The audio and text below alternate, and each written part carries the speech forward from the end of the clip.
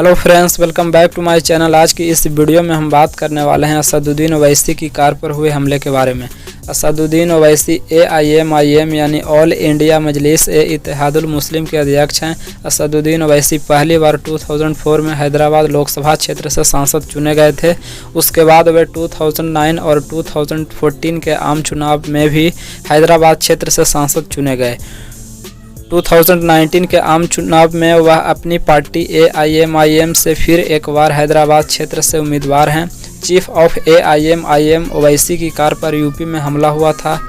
Home minister Amit Shah ने AIM के chief Owaisi से उनकी सुरक्षा के मद्देनज़र रखते हुए मंडे को जेड कैटेगरी सिक्योरिटी एक्सेप्ट करने का अपील किया, लेकिन यूपी के अमरोह में एक रैली के दौरान असदुद्दीन ओवैसी ने गवर्नमेंट पर निशाना साधते हुए कहा कि उन्हें सिक्योरिटी की रिक्वायरमेंट नहीं है।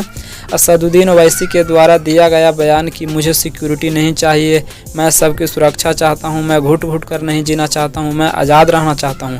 सरकार को मेरी सिक्योरिटी की बजाय उन लोगों को सुरक्षा पहुँचानी चाहिए जिन्हें गोश्त के नाम पर मार डाला जाता है। फ्राइडे को यूपी के हापुड़ में हमले के बाद होम मिनिस्टर ने ओवैसी को जेड कैटेगरी की सिक्योरिटी दे दी है। इसमें असदुद्दीन ओवैसी के सिक्योरिटी घेरे में CRPF के जवान रहेंगे।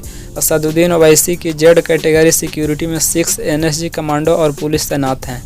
गाइस, अब हम भारत के अंदर दी जाने वाली सिक्योरिटीज के बारे में समझते हैं।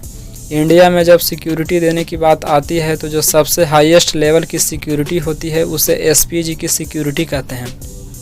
SPG security that means special protection group सबसे हाई प्रोफाइल कवर है। PM और उनके फैमिली को यात्रा के दौरान SPG सिक्योरिटी प्रोवाइड की जाती है। उसके बाद जो सेकेंड टॉप मोस्ट है उसका नाम है Z+ सिक्योरिटी। इसमें 10 NSG कमांडो और पुलिस ऑफिसर समेत 55 सुरक्षाकर्मी होते हैं। एस्कॉर्ट्स और पायलट व्हीकल भी प्रोवाइड किए जाते हैं। यह सिक्योरिटी अपोजिशन पार्टी के लीडर्स को या फिर इम्पोर्टेंट पर्सन को दी जाती है। अब आप सोच रहे होंगे कि अपोजिशन पार्टी के लीडर्स को गवर्नमेंट ने Z+ सिक्योरिटी क्यों देती है। हम तो गवर्नमेंट को पसंद करते हैं, बिकॉज ऑफ गवर्नमेंट के द्वारा ही कंट्री रन कर पाती है। 100% गवर्नमेंट का ही रोल होता है किसी कंट्री को रन करवाने में। तो गाइस, मैं आपको आपकी जानकारी के लिए बता दूं कि जितना इम्पोर्टेंट गवर्नमेंट होती है कंट्री के लिए, उतना ही इम्पोर्टेंट देश के अपोजिशन पार्टी के लीडर्स होते हैं। अगर अपोजिशन पार्टी के लीडर्स को कुछ भी होता है तो इस देश की शांति व्यवस्था पर बुरा इम्पैक्ट पड़ेगा, समझ रहे हो आप। इसलिए अपोजिशन पार्टी के लीडर्स को Z+ सिक्योरिटी दी जाती है। आपको मैं बता दूं कि लीडर्स अकेला नहीं होता है, नेता के पीछे जनता होता है जिसका समर्थन होता है। ऐसी स्थिति में देश में किसी भी प्रकार की अशांति ना हो जाए, इसलिए उस नेता की सिक्योरिटी सबसे ऊपर रखी जाती है। कई स्टेट्स या कंट्रीज में ऐसा भी होता है कि अक्सर अपोजिशन लीडर्स को जब देश में दंगे फैलाने होते हैं तो अपोजिशन लीडर्स को आतंकियों के द्वारा शूट करवा दिए जाते हैं, जिससे होता यह है कि देश में दंगे बढ़ जाते हैं। अब यहाँ पर सरकार फंस जाती है कि सरकार की प्रेजेंस में अपोजिशन लीडर्स मर गया, इसका मतलब सरकार ने ही कुछ षड्यंत्र रचा होगा और आपस में कॉन्फ्लिक्ट हो जाता है, जिससे सरकारें बदल दी जाती है। ध्यान रखना होगा कि अपना सरकार चलाने के लिए अपोजिशन लीडर्स की सिक्योरिटी इम्पोर्टेंट है। ऐसे ही सुरक्षा में आते हैं Z+ सिक्योरिटी जो असदुद्दीन ओवैसी जी को दी गई है, जिसमें 22 सुरक्षाकर्मी दिए गए हैं। 4 से 5 NSG के कमांडो भी दिए जाते हैं। CRPF और लोकल पुलिस कर्मी भी हैं।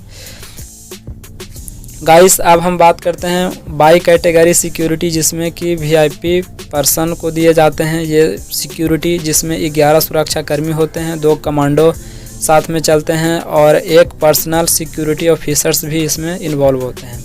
अब मैं बात करता हूँ X कैटेगरी की सिक्योरिटी, जिसमें 2 सुरक्षा गार्ड तैनात होते हैं और 1 पर्सनल सिक्योरिटी ऑफिसर होते हैं और इसके साथ कमांडो को इन्वॉल्व नहीं किया जाता है। अब हम बात करते हैं असदुद्दीन ओवैसी जी के डिमांड यानी UAPA की। UAPA that means unlawful activities prevention act 1967। इसमें कहा जाता है कि देश के अंदर ऐसे व्यक्ति जिसका कंट्रीब्यूशन टेररिज्म को बढ़ावा देने में हो या फिर ऐसी कोई घटना इवेंट करवाने में हो जिससे देश में अशांति पनप पाए, ऐसे सिचुएशन में सख्त सज़ा का प्रोविज़न दिया जाता है। ऐसी केस के अंदर जो इन्वेस्टिगेशन होता है वो DSP रैंक के व्यक्ति के द्वारा किया जाता है। ऐसी केस के अंदर जो प्रोविज़न होता है जिसमें 180 डेज का तो मैक्सिमम टाइम इन्वेस्टिगेटिंग एजेंसी को दिया जाता है, इसके अंदर वो किसी भी प्रकार के क्राइम को डिटेक्ट कर सके और सख्त सज़ा का प्रोविज़न दिया जा सके। अगर आप ऐसे ही लेटेस्ट इन्फॉर्मेटिव वीडियो जो देखना चाहते हैं तो हमारी इस मॉडर्न अफेयर्स यूट्यूब चैनल को सब्सक्राइब ज़रूर करें। Thanks for watching this video.